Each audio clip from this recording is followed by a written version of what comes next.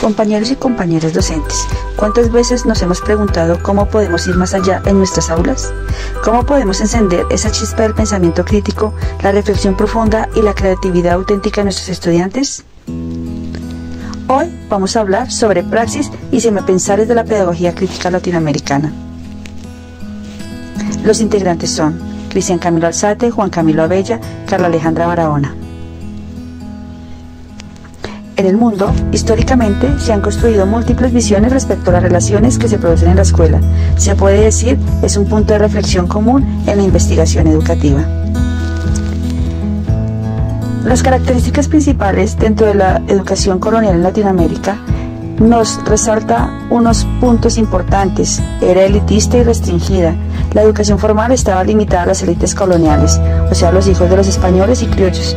En menor medida, algunos mestizos, la gran mayoría de la población indígena, africana y castas tenían acceso muy limitado o nada a la educación formal. Otro punto importante es la religiosa y dogmática.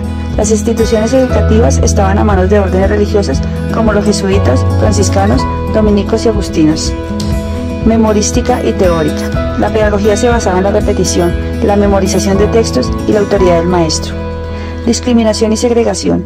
Existe una clara discriminación racial y de género. Las mujeres eran educadas principalmente en trabajos domésticos y religiosos. Dentro de la educación colonial tuvimos tipos de instituciones educativas, escuelas de primeras letras, colegios mayores y universidades.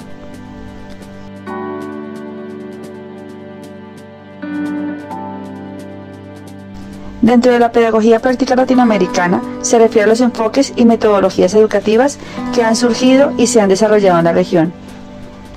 Los más grandes exponentes son Paulo Freire. Su obra Pedagogía del oprimido es fundamental para la educación popular y crítica a nivel mundial. Simón Rodríguez, maestro de Bolívar, propuso una educación innovadora y práctica para la naciente república, enfocada en el trabajo productivo y la formación de ciudadanos. José Martí, defensor de una educación con alma propia, que formara a los latinoamericanos para los desafíos de su propia realidad, valorando la identidad y la cultura. Se puede decir que mientras la educación colonial se caracterizó por su carácter restrictivo, dogmático y elitista, la pedagogía práctica latinoamericana ha evolucionado hacia enfoques más inclusivos, críticos, participativos y culturalmente pertinentes, buscando la liberación y el empoderamiento de las comunidades. Como pudimos observar, la educación día a día se transforma, y aunque aún sigue presente la educación tradicional con didácticas coloniales y neocoloniales, esto claramente limita el pensamiento crítico y la reflexión. Esto puede llevar a estudiantes que no cuestionan, no crean y no innovan, estudiantes que se sienten aburridos de lo cotidiano, de la monotonía, de los castigos, que no prestan atención y que no se sienten parte de ella. Es decir, se sienten excluidos por las prácticas rígidas y poco flexibles que se han impuesto y no han evolucionado, con la justificación que así siempre se ha hecho. Hoy nos dirigimos a nuestros compañeros docentes latinoamericanos. Hoy queremos invitarlos a soñar con una escuela diferente, una escuela que no solo enseñe contenidos, sino que libere pensamientos, despierte la creatividad y nos ayude a cuestionar lo que hemos dado por sentado. Durante siglos, la educación en nuestra región ha cargado con prácticas coloniales, modelos rígidos, evaluaciones punitivas, currículos que ignoran nuestras raíces y realidades. Pero, ¿y si pudiéramos cambiarlo?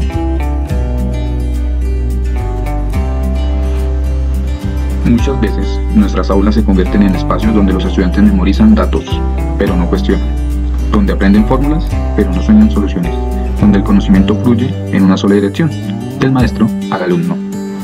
Esta herencia de modelos coloniales nos aleja de lo que la educación debe ser, un acto de liberación. Como decía Paulo Freire, enseñar no es transferir conocimientos, sino crear juntos la posibilidad de construirlos. Nuestra propuesta es simple, pero poderosa. Una pedagogía que fomente el pensamiento crítico, la reflexión y la creatividad. ¿Cómo? Transformando nuestras prácticas docentes con 3 acciones graves. Primero, cuestionarnos. Abramos espacios para el debate, hagamos preguntas que incomoden, que inviten a pensar, preguntas como ¿por qué es así? ¿Qué otra forma podría haber? Segundo, aprender desde nuestra identidad. Integremos nuestras historias, lenguas y culturas en el aula. Traigamos saberes ancestrales y cuentos locales, problemáticas reales de nuestras comunidades. Tercero, crear sin miedo, sin barreras y con total libertad. Demos espacio a proyectos creativos, que involucren el arte, la ciencia, el teatro, la tecnología, que cada estudiante encuentre su voz y transforme lo aprendido en algo nuevo. Con estas acciones, dejamos de ser repetidores de contenidos y nos convertimos en sembradores de pensamiento libre. Compañeros docentes, la transformación comienza en nosotros, en cada pregunta que hacemos, en cada espacio de diálogo que abrimos, en cada vez que elegimos la creatividad por encima de la repetición.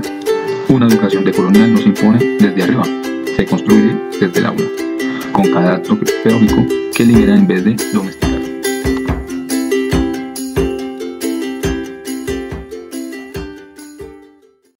Reflexiones. A través de la construcción del trabajo encontramos varias reflexiones. La primera es la educación como herramienta de dominación o liberación. Durante la colonia, la educación fue un instrumento de control ideológico. Buscaba imponer la cultura, la religión y la lengua del colonizador, borrando los saberes ancestrales de los pueblos originarios. Actualmente, ya no hay una colonia formal. Aún persisten formas de colonialidad del saber. Más sin embargo, la actualización de los currículos sigue teniendo en cuenta el contexto actual y las problemáticas de él. El siguiente es el saber hegemónico, vis los saberes locales.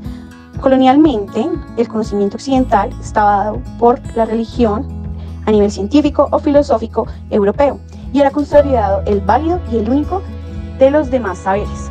Actualmente se empieza a reconocer en el colegio, en la experiencia, las múltiples formas de conocimiento, ancestral, comunitario y ambiental. Otro punto importante es el rol del educador y el estudiante. Anteriormente, el educador era una figura autoritaria que transmitía verdades absolutas. El estudiante era un receptor pasivo.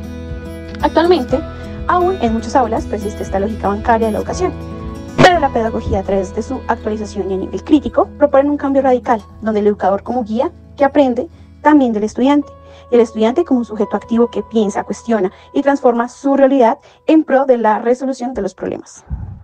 Por último, la educación como derecho y no como privilegio. Colonialmente, solo accedían a la educación ciertos grupos, como los blancos, hombres y los religiosos.